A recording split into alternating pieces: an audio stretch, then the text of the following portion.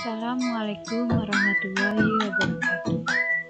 Hari ini kita akan membahas menerapkan alur logika pemrograman komputer.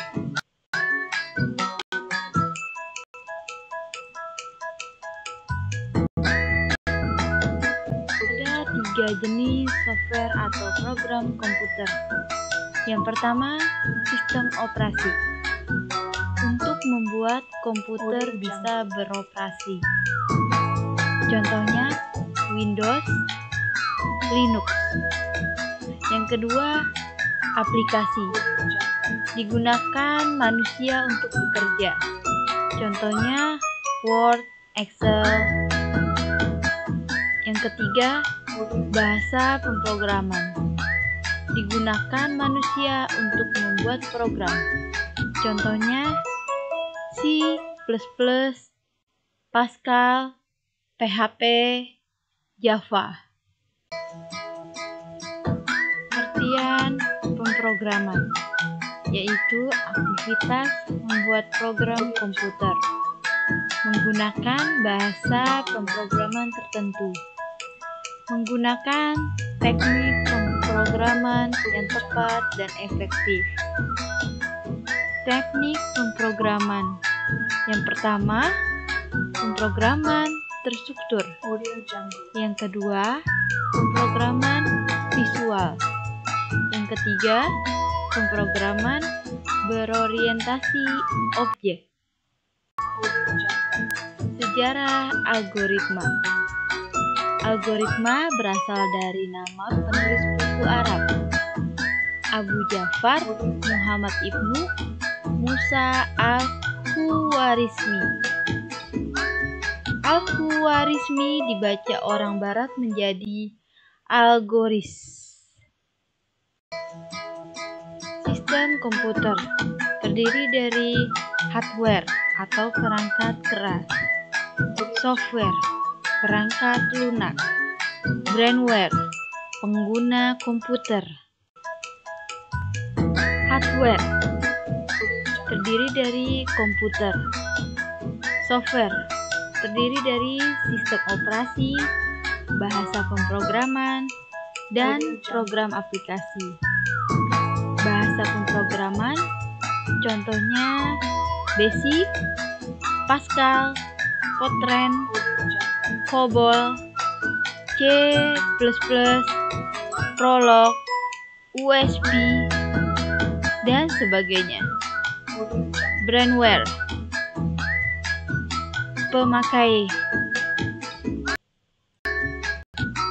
Komponen utama program. Ada input, setelah itu diproses, dan di output atau hasil. Kriteria algoritma. Menurut Donald E. Knuth, algoritma yang baik adalah pertama, input. Minimal program harus memiliki 0 input atau lebih dari pengguna. Yang kedua, output. Minimal program harus memiliki output. Yang ketiga, finite atau terbatas. Program harus pasti dan berhenti, bukan tak terhingga. 4. Definite atau pasti. Program harus jelas arah dan tujuannya. Yang kelima, efisien. Program harus efisien, tidak memakan banyak memori, tidak melakukan hal-hal yang tidak perlu. Untuk bentuk dasar algoritma. Yang pertama, algoritma sekuensial. Alur pemikiran yang terstruktur, terurut, pasti, dan jelas untuk menyelesaikan masalah. Yang kedua, algoritma percabangan. Algoritma di mana programmer harus memiliki langkah yang harus dia lakukan berdasarkan kondisi tertentu. Yang ketiga, algoritma perulangan. Terdapat satu atau lebih kejadian atau tindakan yang harus diulang terus-menerus sampai kondisinya terpenuhi lagi. sifat flowchart. Yang pertama, menggunakan simbol atau sintaks dari suatu bahasa pemrograman. Yang kedua, menggunakan diagram dan notasi-notasinya dapat digunakan untuk seluruh bahasa manapun. Yang ketiga, tidak tergantung pada suatu bahasa pemrograman. Apa itu proscode? Proscode berasal dari kata pros dan kode, yang artinya kode semu atau menyerupai kode program sebenarnya.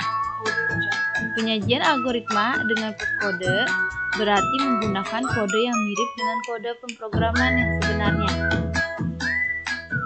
Proscode berisikan langkah-langkah untuk menyelesaikan suatu permasalahan hampir sama dengan algoritma. Hanya saja bentuknya sedikit berbeda dari algoritma. Ciri-ciri proscode. Yang pertama, menggunakan simbol atau sintaks dari suatu bahasa pemrograman. Yang kedua, tidak menggunakan diagram. Yang ketiga, tergantung pada suatu bahasa pemrograman. Penggunaan dan notasi proscode. Contoh penggunaan proscode adalah kasus mencari bilangan terbesar dari dua bilangan yang dimasukkan. Algoritma untuk kasus tersebut: yang pertama, masukkan bilangan pertama. Yang kedua, masukkan bilangan kedua. Yang ketiga, jika bilangan pertama lebih besar dari bilangan kedua, maka kerjakan langkah 4. Jika tidak, kerjakan langkah 5. Yang keempat, tampilkan bilangan pertama. Yang kelima, tampilkan bilangan kedua. Proscode untuk kasus ini: yang pertama, input A. Yang kedua, input B. Yang ketiga, if A lebih besar dari B, then do step 4. Yang keempat, print A. Kelima, print B.